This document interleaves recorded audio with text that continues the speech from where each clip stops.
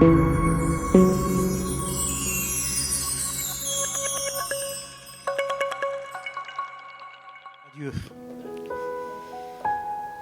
Nous sommes bien dans la présence de Dieu. Mais il faut que cette présence, ce soir, il faut qu'elle soit en toi. Aujourd'hui, vous allez le comprendre de la façon dont je le dis. Vous mettez un mois sans réunion, ben je vis. Parce qu'il habite en moi. Aujourd'hui, on vit... Il y a trop de gens qu'on mise trop sur la réunion. Il me tarde jeudi, il me tarde dimanche. Et quand tu ressors, tu es toujours pareil. Ce qu'il te faut ce soir, c'est Jésus en toi. J'avais un message et je veux qu'on le laisse comme ça. Je ne prêcherai pas le message. Dieu m'a donné une pensée pour vous. Je vais me laisser guider par Dieu. J'aimerais qu'on voit Dieu ce soir. Dieu agir dans ta vie. Eh bien, il y a juste un petit logo, il est à nous. Hein? Tout est possible avec Jésus. Est-ce que tu le crois ce soir? Je me trouvais sur un marché. Il était très tard. C'était en plein hiver. Et je rigole parce que j'étais dans le noir et je priais dans mon camion. Et je voyais que certaines personnes cherchaient de la place pour déballer dans le marché. Et moi, il n'y avait rien j'étais toujours dans ma prière. Il y en a sûrement qui passaient. J'en avais un qui regardait dans le carreau et je priais à haute voix dans le camion. Et j'ai dit, Seigneur, je veux travailler pour toi ce matin. Je veux que tu me révèles des cœurs ce soir. Et je sors du camion. Et le Seigneur me parle dans mon cœur fort. Et Dieu dit dans mon cœur, dis-y, qu'elle est ni française, ni marocaine, pardonnez-moi, ni algérienne, mais qu'elle est française. Dis-y que c'est moi, Aïssa, qui a le pouvoir de te changer. Mais moi, j'entends Aïssa, je ne sais pas qui c'est, Aïssa. Mais je dis, oui Seigneur, je vais le dire. Je remonte dans le camion, parce que Dieu avait parlé fort dans mon cœur. Je dis, Seigneur, tu ne peux pas parler toujours comme ça dans mon cœur. Et Dieu me dit, vas-y, dis-y, que Aïssa peut changer sa vie. Alors je sors, c'était le jour se levait un petit peu. Et bien sûr que je sors du camion et je vois une femme, pardonnez-moi, mais cette femme a été voilée. Elle était voilée, c'était une musulmane. Et je dis, Seigneur, je vais lui dire. Et je me mets à côté d'elle et je dis, Madame, excusez-moi de vous déranger. Elle tourne, elle ne voulait même pas parler. Et je reviens encore, je l'aborde. Excusez-moi, Madame, s'il vous plaît. Et elle retourne.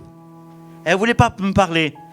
Et je dis à haute voix, si vous ne trouvez pas de la place, je vous donne de la place. Elle est pour vous, celle-ci. Alors, je déballe, je mets mon banc et je laisse la place. Qu'est-ce qu'elle fait? Elle a entendu. Alors elle arrive, elle n'a pas de place sur le marché, elle vient, elle s'est mis ses 4 bancs et elle commence à déballer ses fruits. Et je vois une femme avec son voile, je voyais que ses yeux. Et là, je dis, écoutez-moi madame, ce que Aïssa m'a dit pour vous.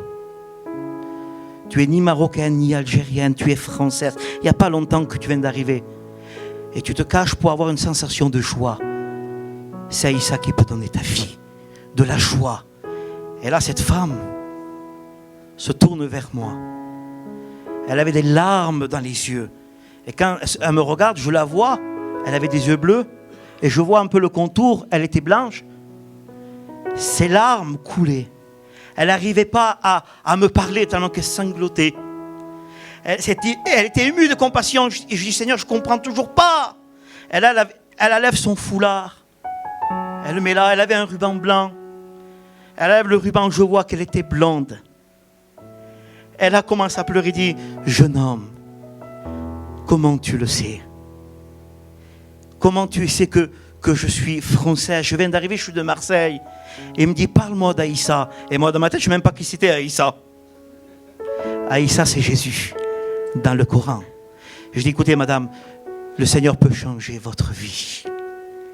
Elle a oui. Il commence en train de le faire, jeune homme. Elle a été bouleversée. Elle a donné son cœur à Dieu. Laisse-moi te dire que ce soir, n'essaie pas de te cacher. Parce que Dieu est en train de te parler. Tu te caches alors que le Seigneur veut ce soir que tu te lèves. Adam et Ève, ils avaient péché. Ils avaient honte, ils avaient peur. Ils ne savaient plus se tourner parce qu'ils avaient péché. Même que tu pêches, Dieu t'aime. À la preuve que Dieu descend, il va le trouver. Ces hommes-là, Adam et Ève se cachaient derrière les arbres. Et Dieu dit, qui t'a appris? Pourquoi tu te caches? Alors Dieu voulait qu'il sorte et qu'il reconnaisse juste son état. Dieu veut que tu reconnaisses juste ton état. Je voudrais qu'après tout à l'heure, et que tu sortes, oui Seigneur, je sors. J'en peux plus. Jésus a quelque chose pour toi, est-ce que tu le crois? Tu as le droit d'être heureux. Tu as le droit d'être heureuse. C'est un jeune homme, c'est pas dans la Bible. Je l'ai vu dans un feuillet. C'est John Lennon. Chaque fois qu'il se couchait, il était 8 heures. C'est la petite histoire qui le dit. Et la maman de John Lennon lui disait toujours, mon fils, sois heureux. Et le lendemain, pareil, 8 heures, mon fils, sois heureux. Et tous les jours comme ça, il grandissait comme ça. Et un jour, il va à l'école. Et le maître, il dit, à un moment, il dit, bon, vous avez marqué sur un petit papier ce que vous voulez être plus tard. Le travail, le métier que vous voulez vous. Écrivez-le dans une petite feuille, vous me le donnez quand vous sortez. Alors tout le monde avait marqué son travail. Et lui, il avait marqué heureux. Et il les donne à la maîtresse ou au maître. Et la maîtresse ou le maître, quand il dit, mais il s'est trompé. J'ai posé une question, il n'a pas compris. Il dit, demain, quand je le verrai, je lui dirai qu'il n'a pas compris. Il dit, John, lendemain, il dit, tu n'as pas compris. Je t'ai posé une question, ce que tu vas être plus tard. Il dit, non, c'est vous que vous n'avez pas compris, puis toi, la vie. La vie, tu as le droit d'être heureuse. Tu as le droit, à condition que tu sortes de ta cachette. Tu te caches trop, tu n'en peux plus, tu te caches. Excusez-moi de dire ça. Je le sens de tout mon cœur ce soir. Tu sors en boîte et tu fais croire à tout le monde que tu es heureux et heureuse. Mais c'est ça la vie. Regarde comme je suis heureux, regarde, je paye une bouteille. C'est ça. Mais quand tu rentres chez toi, tout seul, et que tu auras tes enfants, dis-moi la vérité. Pas à moi, mais à Dieu. Il n'y a que Dieu qui le sait. Comment tu te sens? Tu dis, il me manque quelque chose. Je ne suis pas heureux. Je ne suis pas heureux. Vous savez, Jésus dit une chose extraordinaire. Il dit, vous êtes le sel de la terre. Il dit, c'est le sel perd sa saveur. Avec quoi on va le redonner? Si le sel perd le goût, on ne peut plus le donner. Je l'ai vu dans un livre. C'est impossible. Quand il meurt, il meurt. Mais il dit, vous êtes le sel de la terre. Mais si on meurt, comment on fait pour retrouver le goût? Ben, laissez-moi vous expliquer. Si nous sommes le sel de la terre. C'est prouvé scientifiquement. Dans la vie, il y a 2 pleurs. Pleurs de joie et pleurs de chagrin. Si tu pleures de joie, c'est pas moi qui le dis, c'est ces messieurs qui disent, c'est scientifique. Tu pleures, c'est normal, c'est logique. Moi, j'ai pleuré. Quand j'ai eu mon fils le dernier, j'ai pleuré. Mais c'est des pleurs de joie. Mais quand tu pleures de tristesse, ça va dans les entrailles. C'est les 2 pleurs, c'est les mêmes. Mais quand on t'a fait mal dans la vie, tu es touché, tu es rejeté de la société, on t'a exclu. Alors, quand tu pleures de l'intérieur, ça va aux entrailles. Tu sors des larmes, mais c'est des larmes salées. Et il y a une tristesse selon Dieu qui amène à la repentance.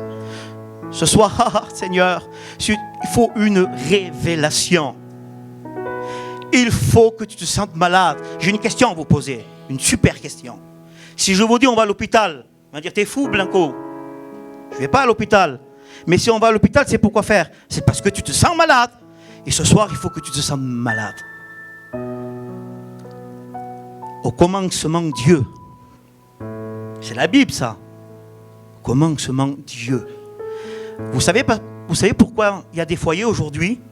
Il reste 2 mois et 3 mois, ils se séparent. Je m'entends plus. Je t'aime plus. Ça va plus. Tu dis ça, tu sors trop. Vous savez pourquoi il y a tant de guerres, tant de maladies? Parce qu'il manque un commencement Dieu dans ta vie. Il faut Dieu dans ta vie. Tu veux un mariage réussi? Il faut Dieu dans ta vie au commencement. Ah, Jésus. Dieu est là. Si tu crois, il y a ton miracle ce soir. Ton miracle. J'étais dans un endroit. Et je roulais avec mon camion. Je voudrais qu'on soit attentif. Et ma femme me disait toujours, Blanco, comment ça se fait que tu fais des expériences? Mais je demande à Dieu. Demande à Dieu. Et je roulais avec mon camion. Et quand je roulais, dans la ville, on roule à 50, Dieu me parle fort dans mon cœur. Comme il me parle fort pour vous ce soir. Et Dieu me disait dans mon cœur, tu vois le camion qu'il y a devant? Ici à Perpignan, c'est 66. La voiture qu'il y avait en face, moi, c'était du 81, du Tarn. Il n'y a rien à voir. Il n'y a rien à voir. Et Dieu me dit dans mon cœur, mais c'était fort. Il y avait ma femme avec moi. Et je me mets à pleurer. Parce que Dieu m'avait parlé. Dieu veut utiliser des hommes. Dieu veut parler. On n'a pas un Dieu muet. Ce n'est pas une religion que je vous annonce. Ce n'est pas un mouvement. C'est un Jésus qui est mort, mais ressuscité. Il est capable de parler dans ta vie. Il est capable de te relever. Il est capable d'enlever le noir ce soir. Et là, je roulais. Et Dieu me dit fort dans mon cœur, dis-y que je l'aime et que je l'ai écouté. Mais ces 2 mots me résonnaient dans mon cœur, Pablo. C'était fort. Et je dis à ma femme en pleurant, elle dit, mais écoute, Blanco, toujours tu pleures. Toujours tu pleures. J'ai dit oui, parce que Dieu m'a parlé. Mais qu'est-ce qu'il t'a dit encore? Eh bien, que Dieu l'aime et que Dieu l'a écouté. Mais comment tu vas faire? Tu vois pas que tu es en train de rouler? Dans ma tête, j'ai dit, toi, dans 2 minutes. Je dis, écoute, Marilyn, c'est fort dans mon cœur. Fais, je sais pas, passe devant, fais un signe. Et je vous le promets que j'essaie de passer avec mon camion, je fais un signe. Et ma femme aussi fait un signe. Mais elle a eu peur, c'est normal, c'est logique. Elle va dire, ça, c'est des fous. On la double, c'est des fous. Elle accélère à fond. Le 81, boum, elle a eu plus de 81. Et ma femme dit, ben, maintenant, tu m'écoutes à moi. Oui. Allez, on se gare là et on va faire ce qu'on doit faire. D'accord, je me gare avec le camion. Mais il y avait une révolte. Il y avait une colère. Je dis, Seigneur, c'est pas possible.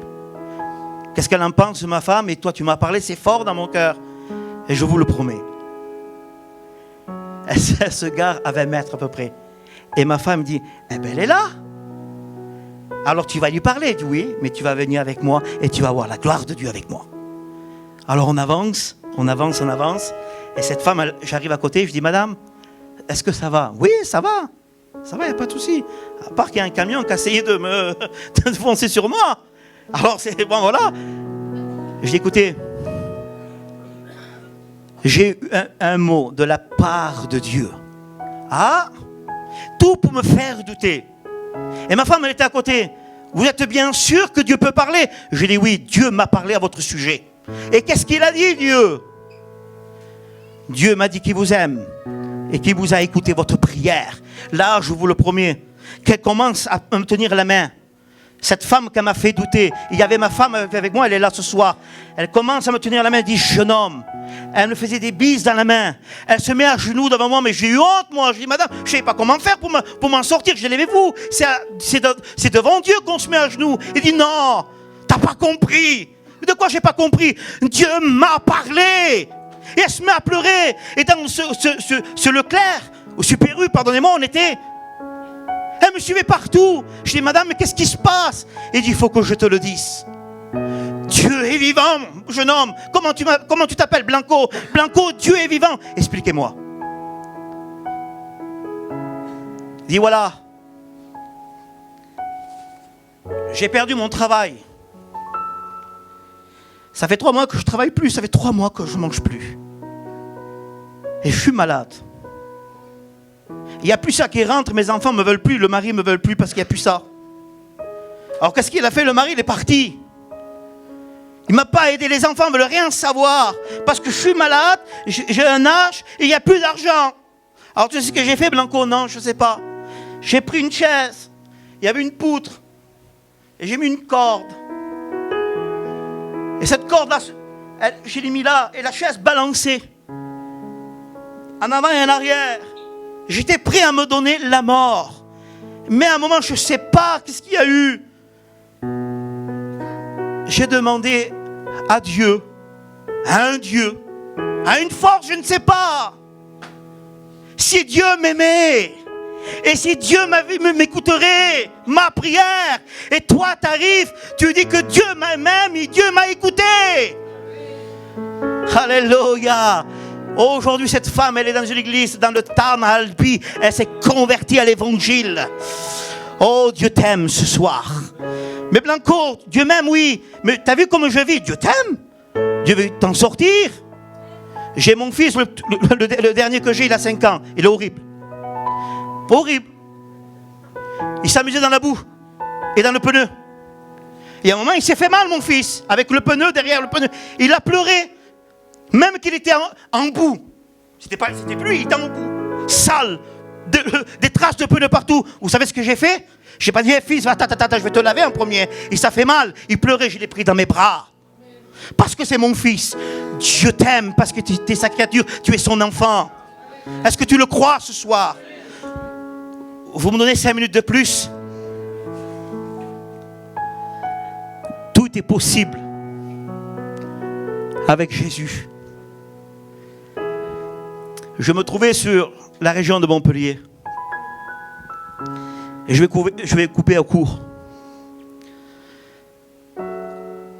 On m'a appelé pour faire une réunion à Montpellier, je l'ai fait.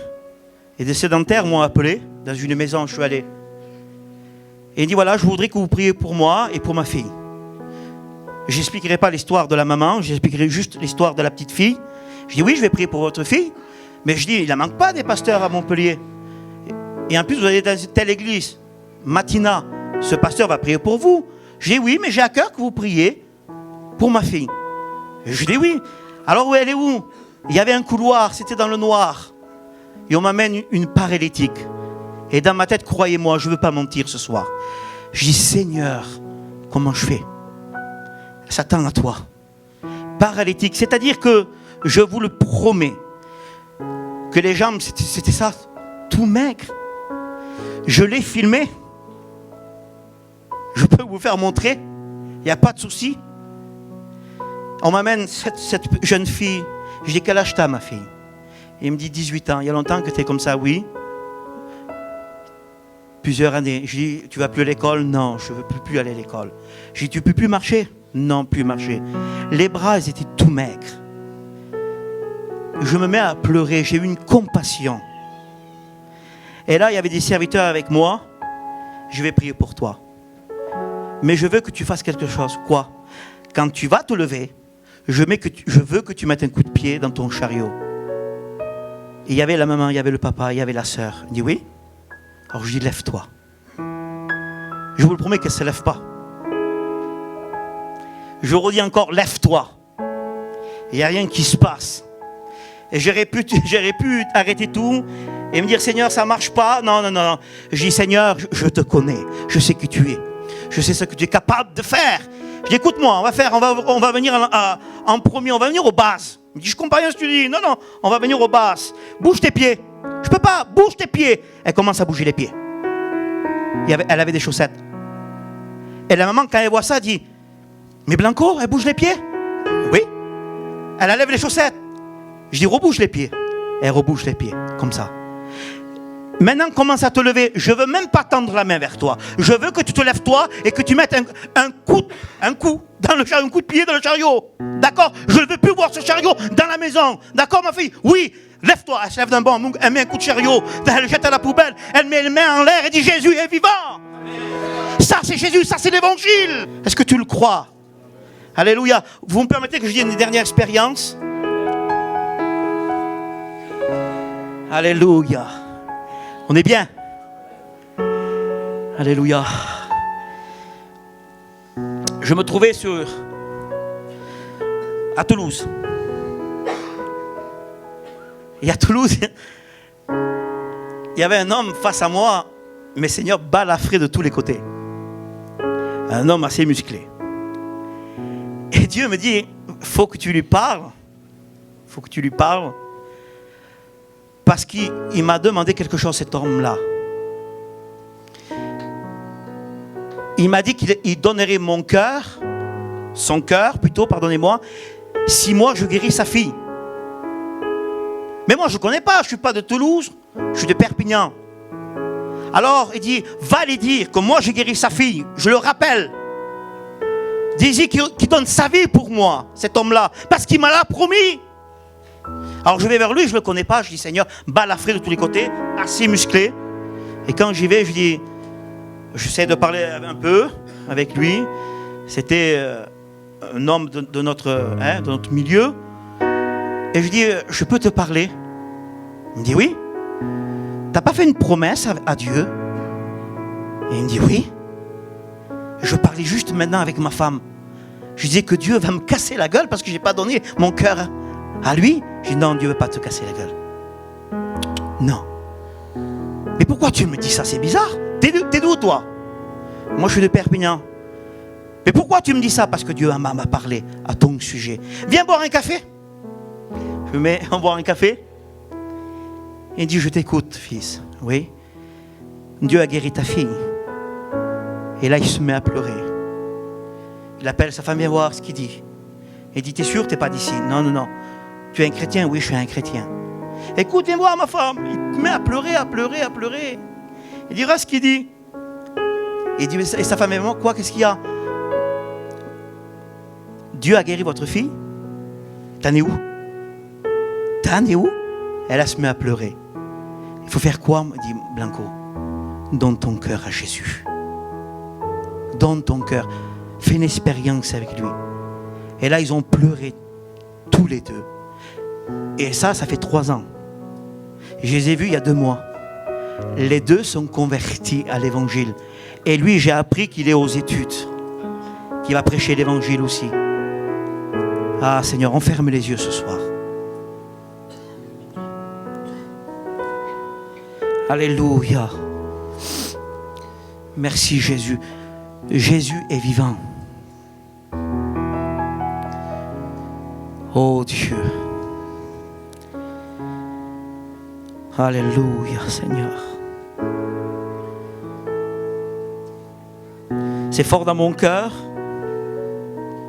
Depuis tout à l'heure, j'avais un message. Et ce message c'était, nous sommes une équipe. Mais là, c'est fort dans mon cœur. Dieu me dit fort, mais c'est fort. Lève-toi, sors. Sors de ta cachette. Sors de ton problème. Montre-toi à Dieu ce soir. Et le reconnais. Dis Seigneur, oui, je me lève. Et lève la main vers le ciel. Vous savez, au temps des guerres, ils étaient en face, alignés. Et quand quelqu'un voulait abandonner, prenait son fusil, mettait un chiffon, il le levait en l'air, à moins de dire j'abandonne. Mais ce soir, lève-toi et lève la main, dire j'abandonne Seigneur. Je m'abandonne à toi ce soir. Oh Jésus. Vous savez ce qu'on va faire? Je vais gêner personne ce soir. On se lève. On se lève. Oh Jésus.